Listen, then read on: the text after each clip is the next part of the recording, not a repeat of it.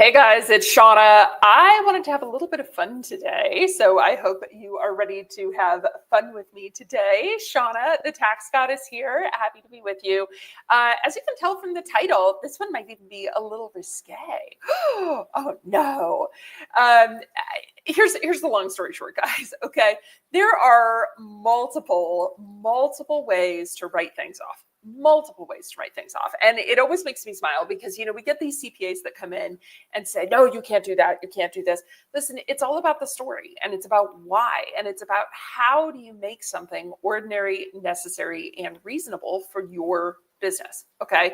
So I want to start with a very famous case, the Chesty Love case. All right. This is the wild story of an exotic dancer who deducted her breast implants and won in tax court. Okay. Now, very, very, very long story short. Okay. Professional dancer who got a few enhancements. Okay. We all know what we're talking about here. Got a few enhancements, and very long story short, the IRS said she wrote it off on her taxes, and the IRS said, no, denied. That is not a business expense. Okay. And when they went to court over it, because in her mind, she's like, listen, this is ordinary, necessary. It's ordinary for my business. It's necessary for me to make more money. And it's reasonable for the type of work that I do. I'm a professional dancer. I should be allowed to deduct this. So they went to tax court and she won. And those are the three key pieces. Whatever it is you're trying to write off absolutely must meet those three definitions: ordinary, necessary, and reasonable. Okay. Now, effectively, the court's reasoning, the judge ruled that the implants were a deductible uniform or prop because they were required as a condition of her employment. Okay. And side note, they were unsuitable for daily use. Okay. It was actually rather uncomfortable for this specific dancer, Miss Chesty Love, to have these items with her every single day. Okay. It was unsuitable for everyday use. Now, there's lots of wild examples just like this. Okay, you've got junkyard owners who are successfully deducting cat food and dog food, right, to scare away people that shouldn't be there, for the cats specifically to eat the snakes and get rid of the rats. There's a bodybuilder who wrote off tanning oil specifically as a business expense because to be in competitions, that is how he had to look. So guys, the key takeaway here is that it really doesn't matter what crazy stories you've heard. Now, side note, I want to hear your crazy stories, so throw them in the comments down here, okay? But it really doesn't matter what the crazy story is. You have to be able to prove ordinary, necessary, and one of the more recent ones, those were the two baselines, ordinary and necessary.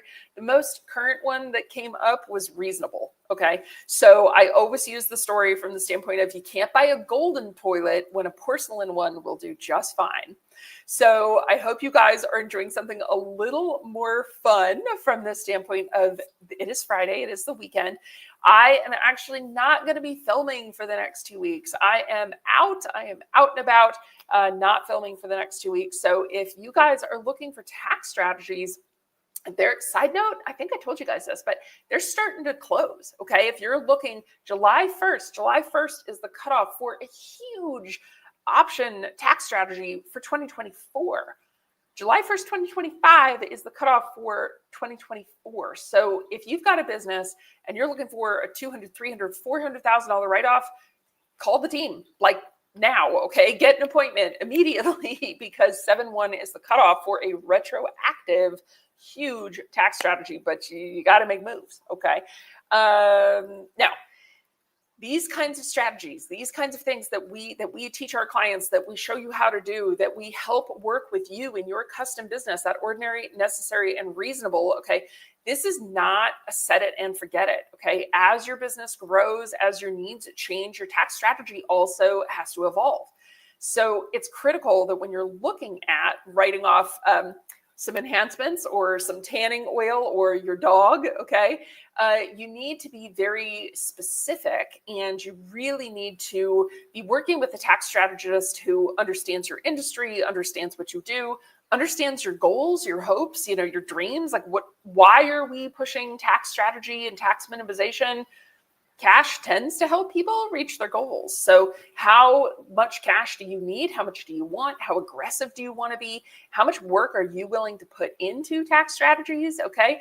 If you want to do what Miss Chesty Love did, you may be, now there's precedent set now. Okay. But if you're really going for something that might be too crazy, let's take a look and see how the precedent can help you here to be able to write off these additions to whatever your tax deductions are.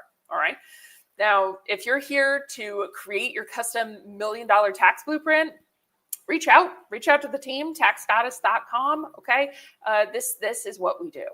So mastering your business deductions isn't just about saving money. It's about strategically fueling your growth and future-proofing your fortune. Okay. We all are a little bit on nerves as to what's happening with wars, what's happening in the stock market, what's happening just in general with the economy. Okay. Don't let outdated ideas hold you back from making deductions. Don't let these things drain your profits. You should keep that money. Okay. If it's legal and it's above board, which is what Tax Goddess is all about, be smart, be proactive, be a tax savvy business owner. Okay. Let's get you the deductions that you deserve. All right. Now, I would love to hear, because I always love hearing stories. Guys, I've heard stories about dogs, cats, pigeons. If you have homing pigeons, we had a client that did that. Anyway, Miss Chesty Love, there are a million of these crazy business expense stories. So I would love to hear yours. Please share with us. And yeah, if you have any questions, let us know. So share some good comments. I want to hear some good things. All right. I'll talk to you guys soon. Well, not soon, in a couple of weeks. Have a great day, y'all. Bye.